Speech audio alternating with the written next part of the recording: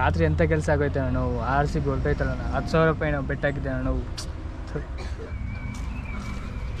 ಏನು ಮಚ್ಚ ಉಂಡೆಲ್ಲ ಕುತ್ಕೊಂಡಿದ್ಯಾ? ಹೋಗೋಣ ರಾತ್ರಿ ಸ್ಯಾಲ್ರಿ ಫುಲ್ ಎಲ್ಲ ಹೊರಟೋಯ್ತು. 10,000 ಹಾಕಿದ್ದೆ, 10,000 ಹೊರಟೋಯ್ತು. RCB ಯಾವ್ದಾಗಿದ್ದೆ? ಯಾವ್ದಾಡಿದ್ದೆ?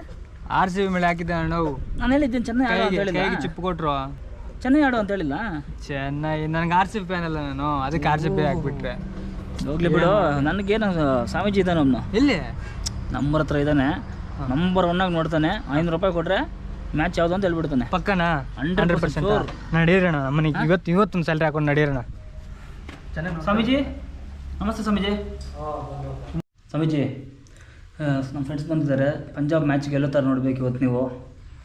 ಓಂ ನಮೋ ನಮೋ ನಮೋ ಓಂ ದುಂ ತ್ರಹ ನಮಃ ದಂ ನಮಃ ಓಂ